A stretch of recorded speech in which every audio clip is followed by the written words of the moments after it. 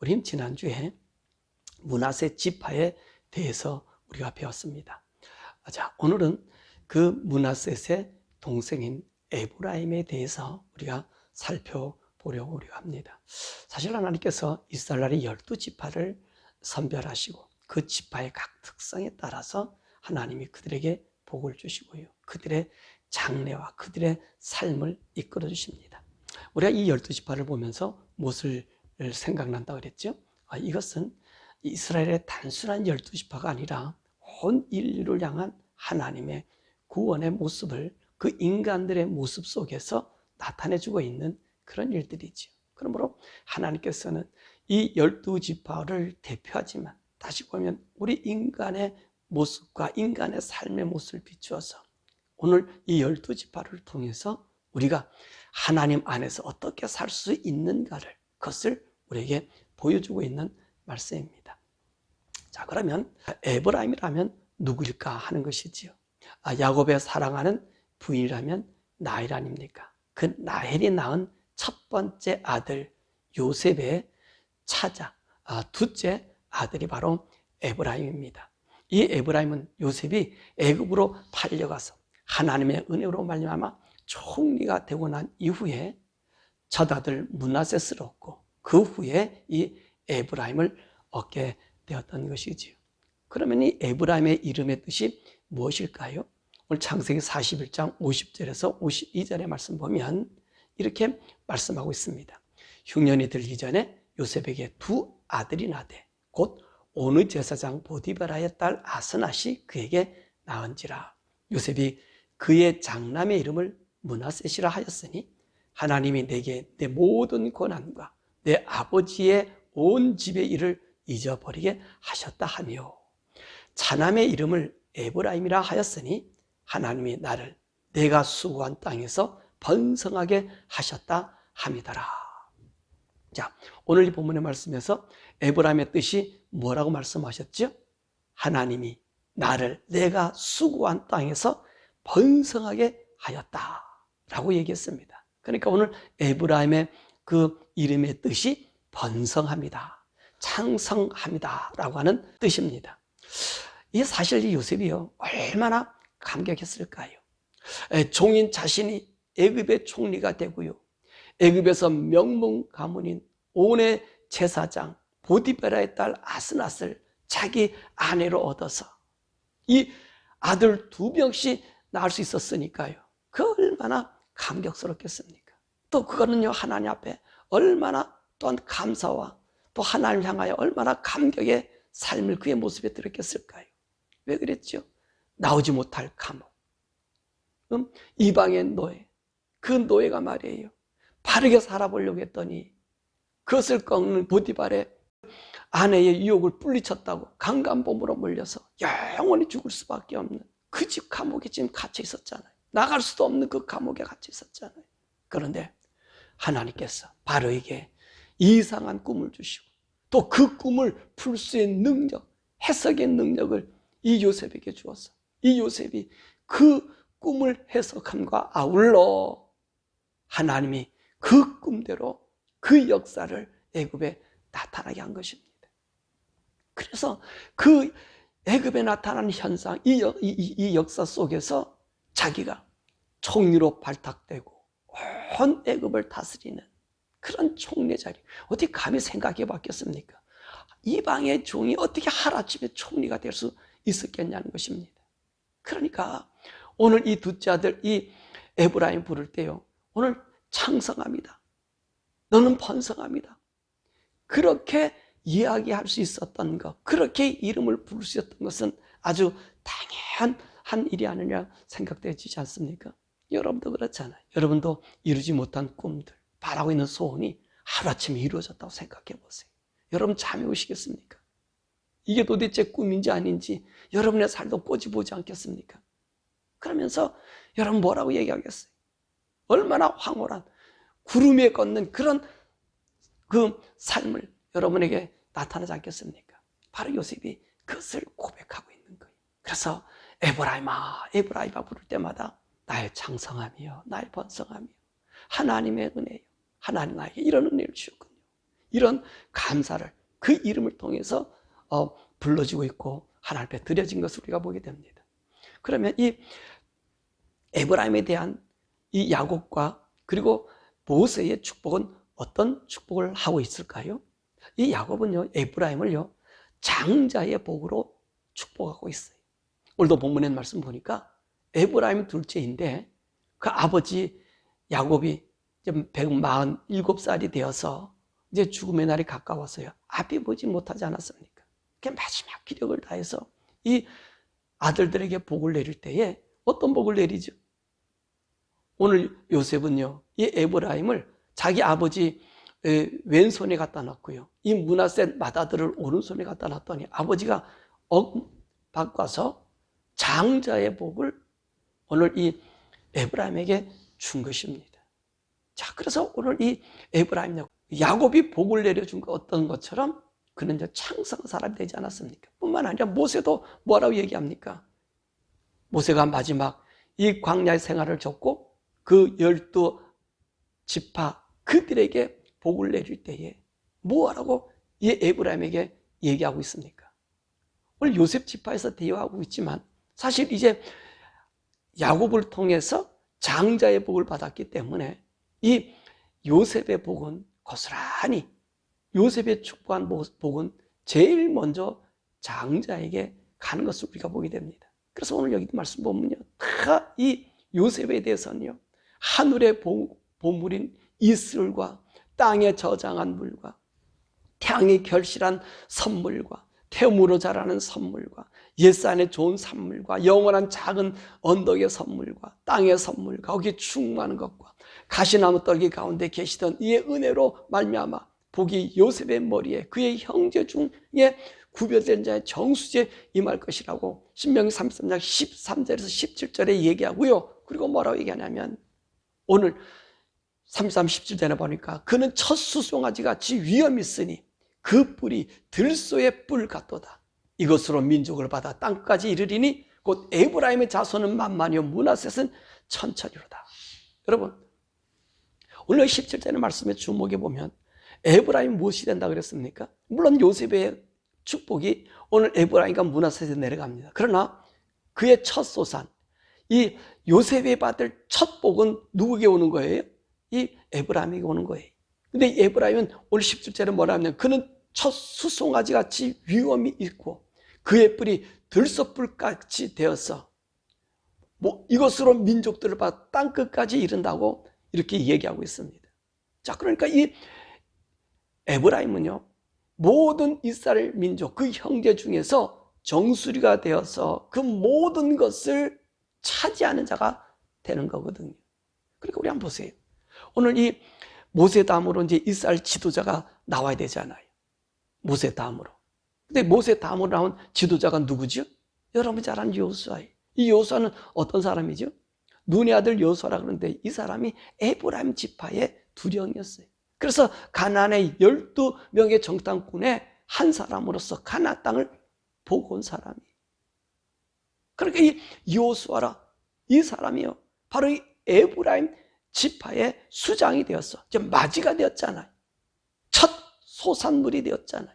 그래서 오늘 이스라엘 나라 하나님이 약속한 이 가나안 땅에 이 민족을 이끌고 들어가서요, 가나안 땅의 장자의 역할을 하는 거예요. 사람들의 땅을 나눠주고요, 그 나라를 지킬 수 있는 조직을 만들고요, 그리고 이 에브라임은요 가장 좋은 땅을 차지하고요, 더 나가서 이 에브라임 땅 이 실로에 하나님의 그 성막을 갖다 놓음으로 장자의 기득권을 거기서 행하고 있었던 것을 보고 있습니다.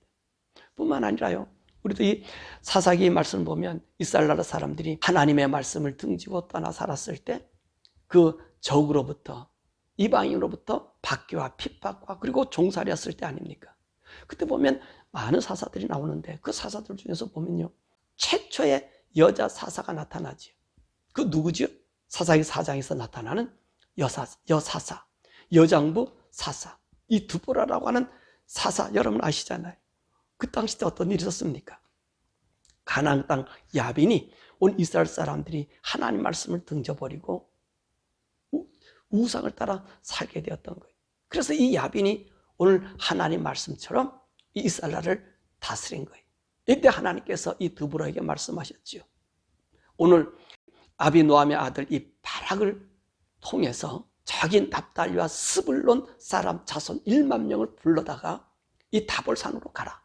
그러면 거기에 야빈의 군대장관 시스라가 있을 테니까 그 손에 맡겨놨으니까 그를 이길 것이다 라고 했더니 이 바락이 뭐라고 얘기하죠? 나 당신 없어 못 갑니다 라고 얘기했어요. 왜냐하면 이 야빈의 그 군대장관 시스라가 굉장히 사납고 무서웠던 사람인가 봐요. 그러니까 못 가겠다는 거예요. 그러니까 이 드보라가 그와 함께 가서는 그 전쟁에서 승리하게 만들었잖아요. 바로 이 드보라가 이 에브라임 출신이라는 거예요. 그리고 사사 압돈도 있었고요. 또 더 나가세요. 여러분, 이스라엘 나라의 가장 무험한 이 사사가 누구지요?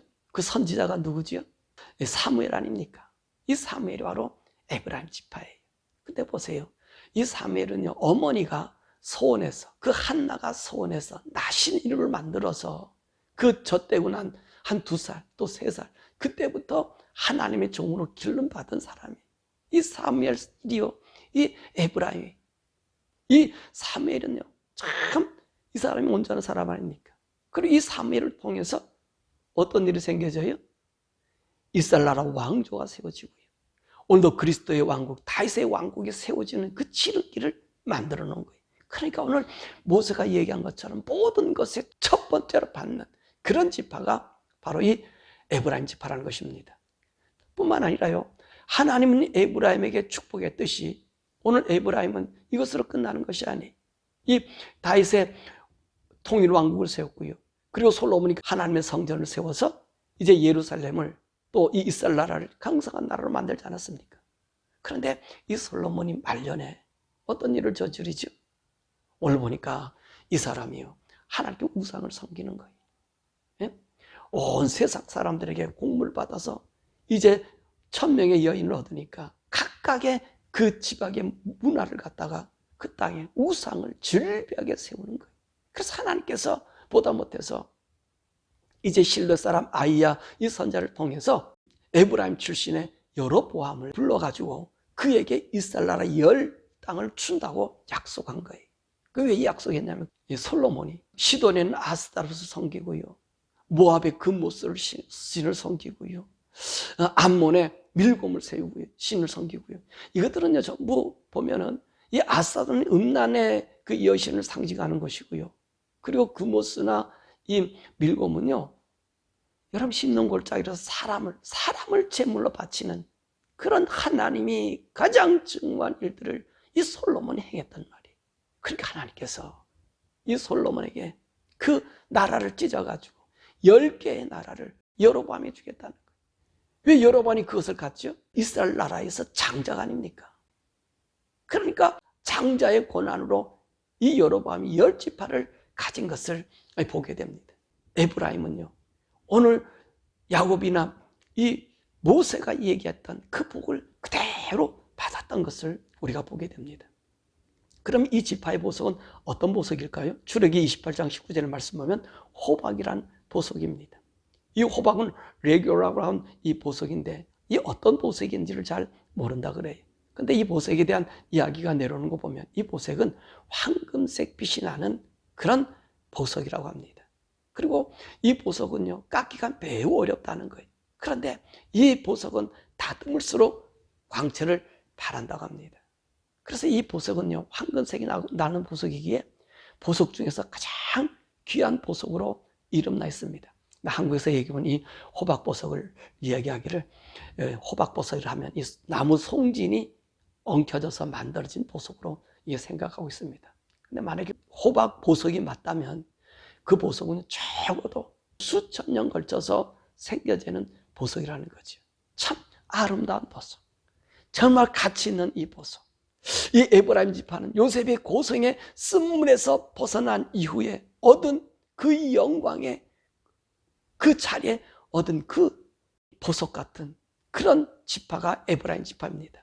사실 요셉이 이 애굽 땅에서 얻은 그 영광이 사실 이 에브라임 지파에게 내려가는 것 아닙니까?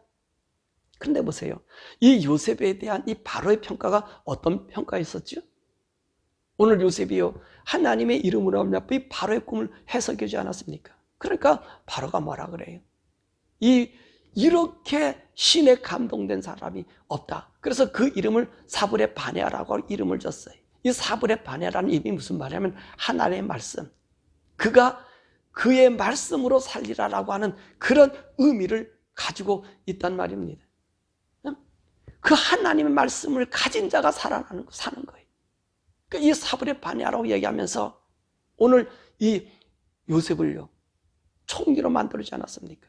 난 이 사람에게 높은 것은 내가 보좌에 앉은 것뿐이지 이 사람은 이 모든 나라, 나의 이름으로 내 수레를 타고 저가 말하는 데는 모든 것이다. 이런 영광을 요셉에게 준 거란 것입니다. 그 영광을 누가 지금 받고 있는 거예요? 에브라임 지파가 다 받고 있었던 거예요. 보세요. 모든 것에서 초소산. 정말로 신기한 보석같이, 귀한 보석처럼 이렇게 나타나고 있던 것을 우리가 보게 됩니다. 그런데 말입니다. 이 에브라임 지파, 이런 영광스러운 하나님의 은총을 입었지만 그들은 이 보석이 말로만 전해지는, 쉽게 말해 역사의 뒤안길에서 쓸쓸한 이름만 남기는 그런 지파가 되었다는 것이지. 왜 그랬을까요? 이 에브라임 지파는요, 하나님의 주신 은총을 잘못 선용했다는 거예요. 자, 오늘 여기서 우리가 알 수 있었던 것, 우리 조금 전에 오늘 솔로몬이 범죄했을 때 하나님께서는 이 솔로몬에게는 베냐민 지파라고 하는 지파 하나와 하나님의 성전만 관리할 수 있는 그 유다 지파의 것으로 만들어 주었어요. 그리고 왜 유다 지파에게 이 성전만 주었죠? 이 다윗에게 약속한 그 약속 때문에 이 유다 지파를, 그리고 유다의 자손에게 왕이 나오게 한 거예요. 왜 왕이 나와야 됩니까? 거기를 통해서 우리 예수님이 이 땅에 오셔야 되니까. 저들이 타락해도 그리스도가 와야 될, 여인의 후손이 와야 할 통로가 되는 왕국이 되어야 되기 때문에 다윗의 왕국은 지켜주는 거예요. 그래서 하나님께서 베냐민과 유다는 한 그 나라를 이루게 하고 남쪽 유다에 속하게 하고 나머지 10지파를 이 여로보암에게 주었습니다. 왜냐하면 여로보암이 장자니까요. 다른 지파에다 줄 수 없어요. 하나님은요, 약속하신 하나님이기 때문에 그 약속을 그대로 실천하시는 분이시잖아요. 그래서 이 장자인 에브라임에게 준 겁니다. 그러면서 하나님께서 이 여로보암에게 얘기한 게 뭐라고 얘기했죠? 이 실로의 선지자 아이야를 통해서 뭐라고 얘기했습니까? 저 솔로몬이 우상을 섬겼기 때문에 내가 이 나라를 줄 테니까 너는 다윗이 나를 섬겼던 것처럼, 전시문단을 섬겼던 것처럼 하나님 모세의 율법의 그 말씀과 규대로 너가 지키면 내가 너를 그 이스라엘 10지파의 그 나라를 왕이 돼서 너의 가문에 주겠다고 이야기한 것입니다. 그런데 오늘 그가 그 왕위를 받고 나서 어떤 일을 행하죠? 여러분, 그 여로보암은요, 하나님 말씀을 받는 순간, 왕위를 받는 순간 버려버려요. 베델과 단에다가 금송아지상을 만들고, 이것이 여러분들, 이 애굽에서 여러분을 이끌어낸 하나님이십니다 라고 얘기하면서 우상 섬기는 그런 자들이 되어버린 거예요. 그러다 보니까 하나님께서 그 북왕조 사람들이요, 얼마나 전쟁과 싸움과 악으로 뒤범되다가 나중에는 패망하잖아요. 그러난 다음에 그 북왕조의 수도인 사마리아는요, 모든 족속들이 혼합한 가장 더러운 도시로 만들어버려요. 가장 더러운 도시. 이 사마리아 수도가 얼마나 더러움으로 가득 찼으면 예수님 당시까지도 이스라엘 사람들이 사마리아 사람과 상대하지 않을 뿐만 아니라 그 지역을 들어가는 것을 꺼려했잖아요. 그 찬란했던 그 영광스러운 영광, 모든 만물의 첫 번째고요, 들소처럼 모든 사람들을, 다른 민족을 받아 그런 강성한 힘을 갖고 있던 그 에브라임 지파가 하나님의 은혜를 잘못 선용함으로 말미암아 더러움과 추함으로 빠졌다는 거예요. 정말로 귀한 보석이, 깎으면 깎을수록 귀한 보석이, 황금색 나는 보석이 그 명성을 갖고 있어요. 그러나 그 보석이 어떤 보석인지 모르듯이 이들도 그 역사 속에서 그 이름들이, 장자의 명분이, 그 요셉의 복이 사라졌다는 것입니다. 자, 그러면 하나님께서 오늘 에브라임 지파를 주면서 우리에게 주시는 교훈이 뭘까요? 여러분, 아무리 하나님으로부터 놀라운 복을 입었다고 해도, 그 하나님의 은총 가운데 있다 해도 하나님 향한 믿음이 떠나면 모든 것이 허사라고 하는 것을 이 에브라임을 통해서 보여주고 있습니다. 여러분 보세요. 이 에브라임요, 얼마나 영광스럽습니까? 요셉의 모든 것을 받은 그 자 아닙니까? 여러분, 요셉은요, 어떤 사람이었죠? 사실요, 오늘 이 에브라임과 므낫셋 엄마, 이 아스낫, 온의 제사장 보디베라, 그를 장인으로 맡게 중매선 사람이 누구냐면 바로 바로예요. 바로가 이 요셉, 이 종인, 이를 명문 가문인 이 보디베라, 이 딸을 소개시켜 주어서 귀한 명문의 가문을 만들었다는 것. 그래서 이 요셉이 얘기한 것처럼 나의 수고로움도 잊어버리게 하셨고, 또 나를 창성하게 만들었다는 이 고백했던 거예요. 그런데 이 창성함을 가진, 이 보배로움을 가진 이 사람, 이 지파, 여러분, 사라져버렸어요. 하나님의 그 은총 가운데서 버림당한 자가 됐어요. 왜 그랬다 그랬습니까? 이 여로보암이 자신의 욕망 때문에 하나님을 등져 버렸다는 것입니다. 사랑하는 여러분, 오늘 우리가 이와 같을 수 있다는 거예요. 저 여러분 어떤 사람입니까? 정말 우리는 찬란한 이름을 가진 하나님의 성도들입니다. 성도들이, 우리 예수님께서, 우리 하나님께서 선수 이 땅에 오셔서 그 몸을 십자가에 죽여서 그의 피와 살을 오늘 우리에게 주었어요. 그래서 믿음이라고 하는, 예수를 믿는 이 믿음이라고 하는 이 믿음으로 하나님의 아들이 되는 그런 권세를 우리에게 주었습니다.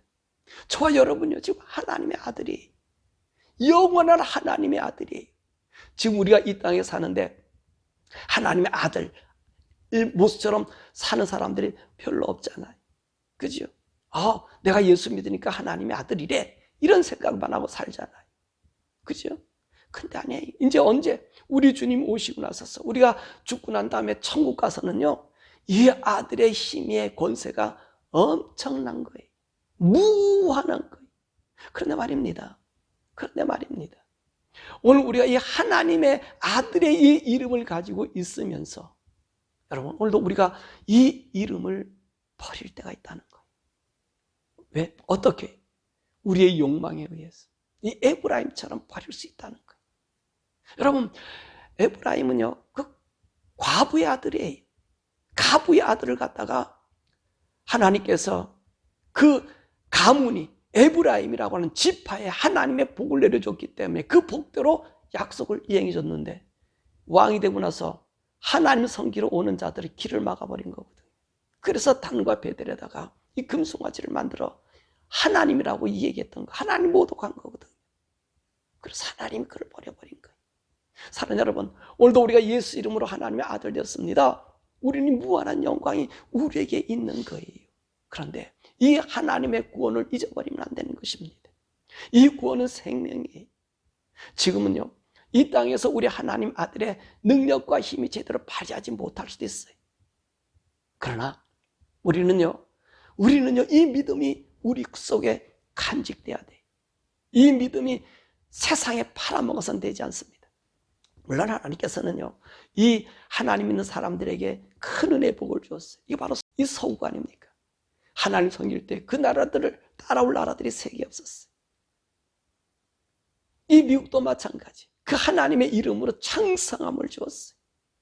이 미국, 더욱이 미국은요, 이 유럽에서 하류민의 사람들이 이 미국으로 건너오지 않았습니까?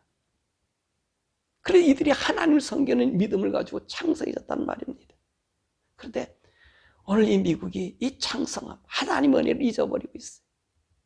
무엇을 잊어버려요? 저 하나님의 은혜 속에서 그 유럽의 찬란한 문화들이 하나님을 버림으로 쇠퇴하고 있잖아요. 근데 이 쇠퇴한 이것을 이 미국이 이걸 가지고 왔단 말이에요. 지금도 가지고 있단 말이에요.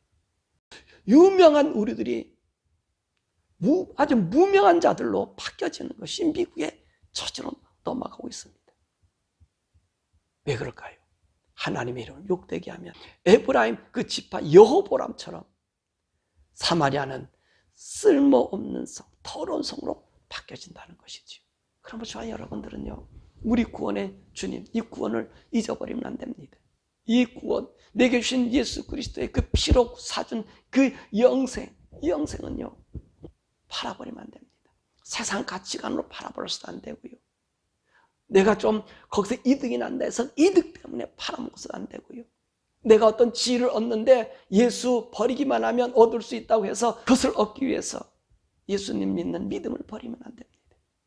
왜냐하면 우리는 영광스러운 그 날이 우리에게 준비되었기 때문에. 우리 주님 오시는 날에는요, 우리는요, 거룩한 하나님의 아들이 그 아들로서 거룩한 우리 주님 그 앞에 우리가 서는 거예요.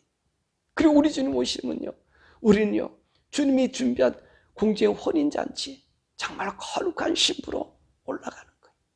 그러므로 저와 여러분 바라고 나기에는 하나님의 아들이라는 이 명성의 이름이 걸맞게 힘들어도 하나님의 아들의 지위의 영광을 가지고 이 세상 살다가 우리 주님 오실 때 정말 만난 여러분 되시길 바라고, 이 영광스러운 이름이 에브라임처럼 정말 더러운 도시, 사람이 상대하고 싶지 않는 저주받은 도시로 여러분의 인생의 삶을 마치지 않도록 귀한 예수의 이름이, 귀한 예수의 생명이 여러분의 삶 속에 꽃피우기를 주님의 이름으로 간절히 축원합니다. 자, 우리가 이 시간에 함께 기도하죠.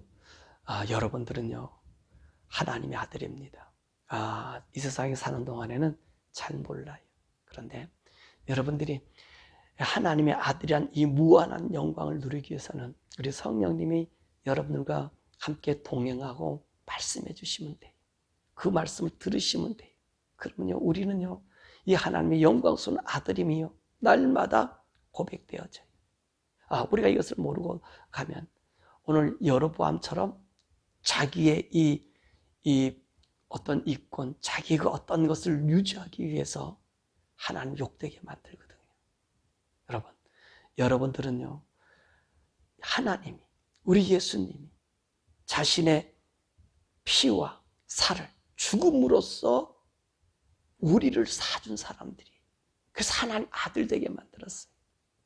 이 아들의 권한을 잊어버리지 않도록 하나님, 이 영광스러운 이름을 내가 받았고 앞으로 영원한 세계에 영원한 창상하고 있는데 이것이 세상의 어떤 이득 때문에 버려지는 걸 깨달라고, 내가 하나님의 아들의 자리에 있게 해달라고 우리 이 시간에 함께 기도하고요. 또 우리 미국과 또 한국이 이 하나님의 그 부호 속에 하나님 믿는 믿음의 사람으로 채워지는 이 거룩한 나라가 되게 해달라고 우리 주 옆으로 함께 기도하죠. 주여!